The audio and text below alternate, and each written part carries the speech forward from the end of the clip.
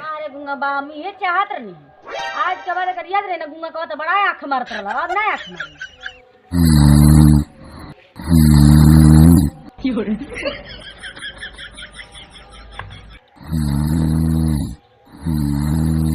हाँ माना सो दोनों मटे तब हम हमारा के जाए के बाद गाजीपुर ऐनी के जाए के बाद एगो के बैंक में एगो के भेजे के बाद के जन के हर झाड़ा टूट ले बड़ा सा ऐनी के समझे में नहीं ख्याल थी कहाँ बना जय हिंद सर, जय भीम सर।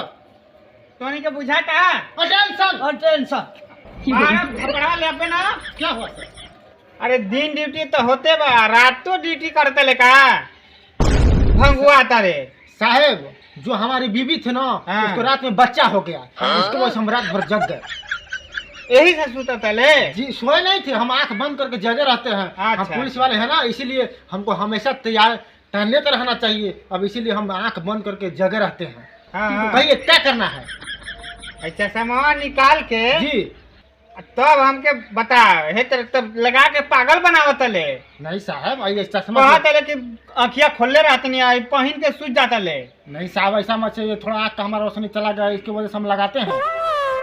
जाके हाँ यूनियन बैंक पर हाँ तोरा वजंगा ड्यूटी देवे के बाद यूनियन बैंक हाँ नहर के पास है। हाँ हाँ बड़ा मोटरसाइकिल चोरी होते ली सर जी अगर ये कहूँ चोरी हो जाए ना तो तोर तनख्वाह में से काट ले।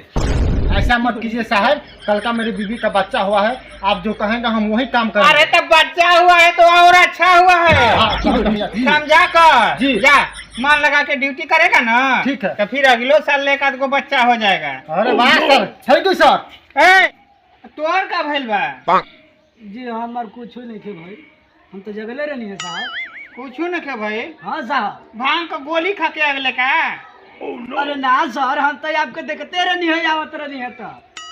हाँ देख ले हाँ चल ठीक बा तोरो ड्यूटी पड़ल बा। हाँ जी संग ही चल जा सा जी ना आ तू यूनियन बैंक तर चलिए आ तू अजिंगे से तनी गांव में चलिए तो अच्छा जी ठीक ना। हाँ। हम जाते नहीं हमरा के जाके बा गाजीपुर बड़का साहब बोलैले वाला। सर जी प्रणाम। तू कैसे अजिंगा? सर जी हम आपसे आयल बनी बिनती लेके हमारा गांव में एगो गुम्बा ना हमके बड़ा छेड़छाड़ करता ना सर जी, हमार रिपोर्ट लिख देई और उनका के हम साजा दिवावल चाहतानी, बार बार हमके परेशान करता ना। कौन है?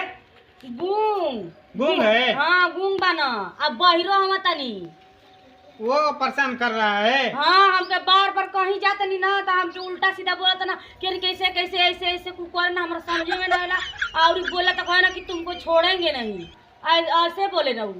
हाँ हाँ सर बात हम समझ गए इस औरत का बात। हाँ जानते हैं क्या हुआ है?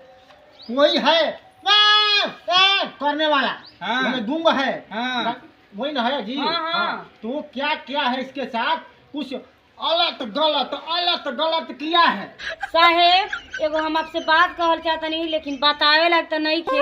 सुना आयल बारू रिपोर्ट लिखा है ना तो के साफ साफ बतावे के पड़ी कि का भइल बा का नहीं खे भाई ऐसे तैसे थोड़ी ना रिपोर्ट लिखाला। सर वही हम बता रहे हैं एंट्री नो एंट्री में एंट्री कर दिया है वो गुंगा इसके साथ, वही हम बता रहे हैं आपको बात, वही ना बात है जी। हाँ साहेब हम कैसा सोचता नहीं ना कि वो गुंगा के पकड़ ले जा। आप लोग से ये विनती बाटे ऐसे आइल बानी हमार मदद कर दे जा। ठीक बा देखा तारा ना हाँ, औरत से परेशान करता जी हैं? जी ऐसा कुल आदमी के इतना मार पकड़ के मरियो सो जी कि ओकर छठी का तनी याद हो जाए। हम तो हमेशा इसीलिए वर्दी पहन कर रक्षा के लिए खड़े हैं ताकि कोई भी परेशानी होगा तो माँ कसम कह रहे हैं धरती से बाहर और जमीन के नीचे नहीं गाड़ दिए तो आप सर जी हमका पैसा काहे के लिए देते हैं? ठीक बा जाके गुंगा के पकड़ लिया हो सर तब हम इनका रिपोर्ट लिख लेते नहीं। ठीक है सर ठीक ना तब आवेला ना तब सामने बात हुई तब था लगी। ठीक है सर आप ले जाइए को फोन में रिपोर्ट लिखी हम जा रहे हैं।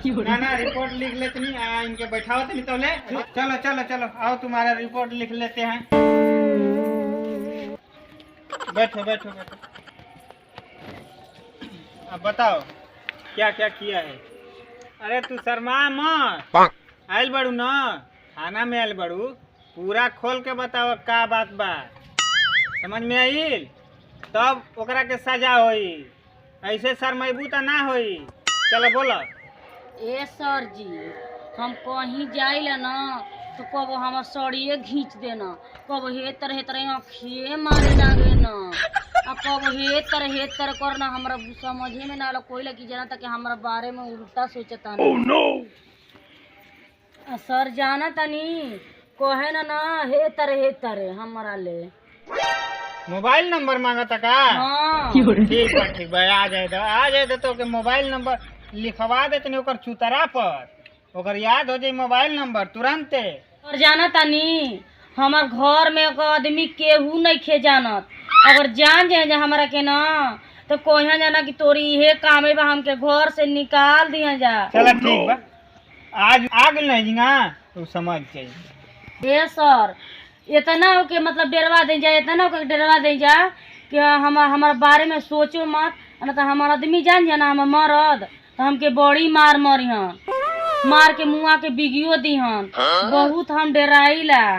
तू तंचियो चिंता मत कर, ऐसा कुल केस ना 5 मिनट में सुलझा दिया जाई। बस वगैरह के तनी आ जाए तो एकदम 5 मिनट के अंदर उ समझ जाई केकरा संगे का करे के बा। तो यार पीछा ना छोड़ देलस ना, तब कहिए कि सिपाही जी कैसन बाड़न।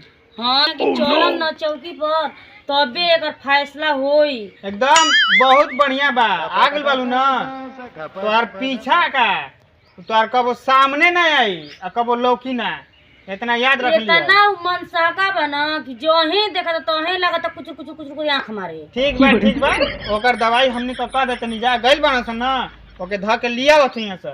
साहब ओकर छठी का दूध आज याद करा देबे के अरे बा। यार हम तो छोड़ेंगे ना ससुरा को, निकाल के पाटा मार डंडा मार के खराब कर देंगे उसको। साहब मेहरारू छेड़ा तटे, मेहरारू उसका पता नहीं है कि किस मेहरारू को छेड़ा है। वो औरत तो रो के बोल रहे हिसाब से कि बताइए गुंगा हमारे साथ आंख मार रहा था, फोन कर रहा था, हमके नंबर मांग रहा था, बताओ ऐसे सब चलता है। साला अगर जो नहीं भेटाएगा तब साहब। अरे नहीं भेटाएगा ऐसा, हम पुलिस इसी तरह मैंने भर्ती हो गए हम लोग पुलिस में। आज ओकरा के पकड़ के ओकर सब सिखा देवे के बचा। हाँ तो हम लोग पुलिस में भर्ती हुए, आज नहीं पकड़ेंगे तो साहब मार के हम लोग खराब कर देगा। तनख्वाह काट ली हाँ साहब। हाँ देखो इसीलिए तो हम बता रहे हैं, पहले चलो उसका पता लगाओ। हाँ, ठीक है साहब। ठीक है, तो उसके बाद ले चलते हैं। हैं? हाँ चलो साहब। हाँ साहब। बहुत बढ़िया। अरे साहब लौकते लिखे हरियाले नहीं दिख रहा है। हाँ।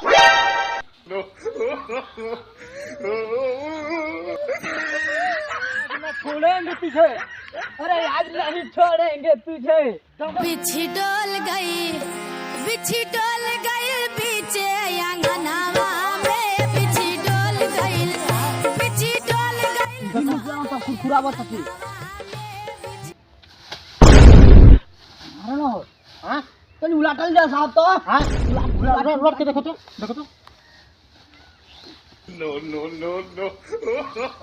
अरे तुम अरे भाई ये देखो ये गुंगा लुकाइल बा। तुम्हारे मुंह में बताओ।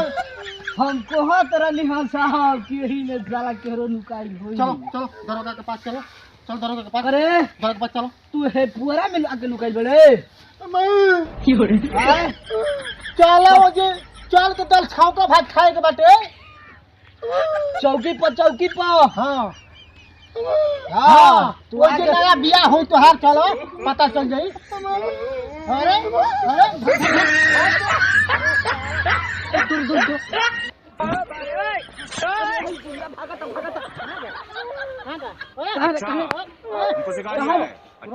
सुनो, मारने का आदेश नहीं है, ये गूंगा बेचारा है, उसको पहले थाना पे लेकर चलो। जो साहब इंसाफ करेंगे वही होगा।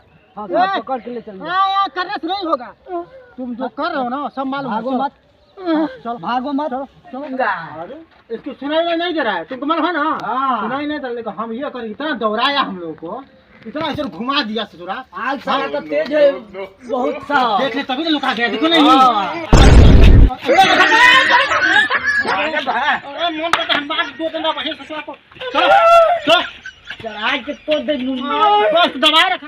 लीजिए साहब, लीजिए साहब। लीजिए ससुरा जाके लुका गया था, पेटारी के अंदर ढुक गया था, जैसे मूस नहीं बिल में ढुक जाता है वैसे जाकर ढुक गया था, अंदर से खींच कर लेकर आए हैं।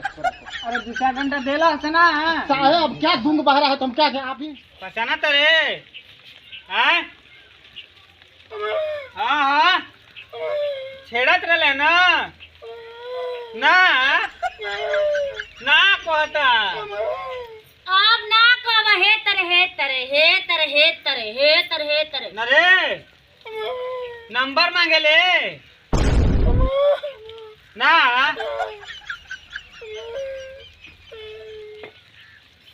साहब ये झूठ बोल रहा है। ई हाँ सफा ई तो कहता नहीं अबे ना सर एकदम झूठ बोलता ना बच्चे का पाछे। ई पैसा के कहता पैसा के नहीं कहता ना कि हम कुछ ना बोली ना। का कहता रे साहब ये कहता सिगरेट पिए खातिर पैसा मांगत रहनी हो।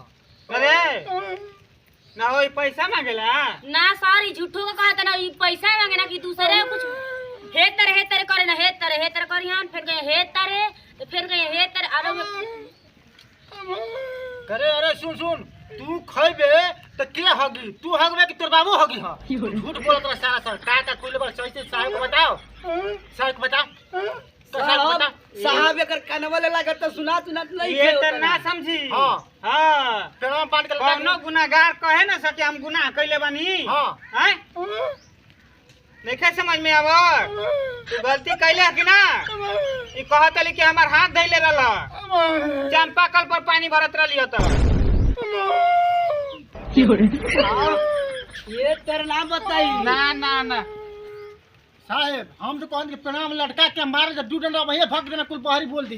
हां एक हाँ। गोड़वा बांध के लटका देई जा हां तब ही समझी जी ए ते ना समझी ई एकर ना समझ में ये तेरी ना समझी। हां साहब समझ में आइल ना हाँ। एकर देख सुनात नहीं खे जी। एकरा के ओकरा में बानस हाँ। आ तनी दू चार डंडा पीट दस डेरवा दस हां अगर डेरवा दे बस ना हाँ। तो फिर कबो छेड़ी ना हाँ ई कम करवा देब ना तो हमर तकबो ना करी। हाँ, ले ठीक बा, ले जा, रोज ले जा, ऐसे सब बांध के मार सकते तोरा के दवाई करे ना से जो होने का संग खा के मोटा गइल बाड़ा सरो आओ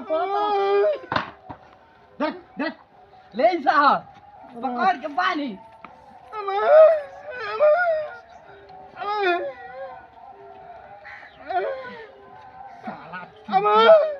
जाता ना ले अरे सरू खैले वाला दाल भात पहुआ आ कहत के हगले लखिया तू हगले वाला बांध दे साहब पागल बे मौगी के कहत ऐसे रो से हैं। हाँ सर हम ये तो चाहत मेहरारू का केस जानत नहीं खे चाहत नहीं कि गुंगा मार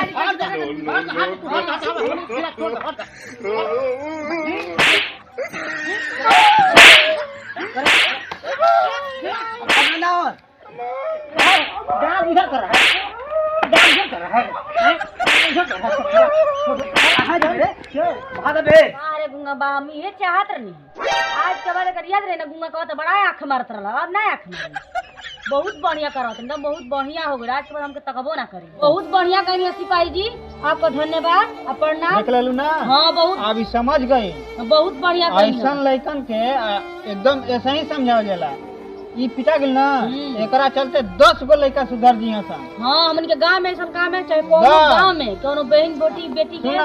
ना छेड़िया सा। अब अगर ऐसा को करी ना तो बिना डरैले आ जी हाँ सर हम कब्बो आ जेब हमारी याद हो गई बटे ठीक है। ऐसा कोनो गांव में हो कहीं के ना चाहिए डेराइयो जी यहाँ से लइका। हां साहब अब ठीक बा ना हाँ ठीक बा जाए भी अब छोड़ दे बोला है खोल दे साहब अब तो समझ में गलती का परिणाम का होला आ चल इधर आ बैठे हो जी इधर आ देख ला सुन चल घोड़े हाथे गिर के माफी मांग ऐसा बाबू ना करबे हैं। हाँ ठीक बा माफ कर देनी लेकिन ऐसा गलती ना होखे के चाहिए। अब ना होई अब ना कब करबे ऐसा गलती।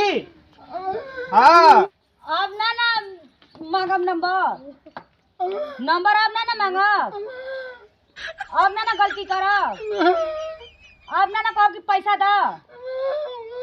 हाँ तो ऐसा गलती अब मत करब।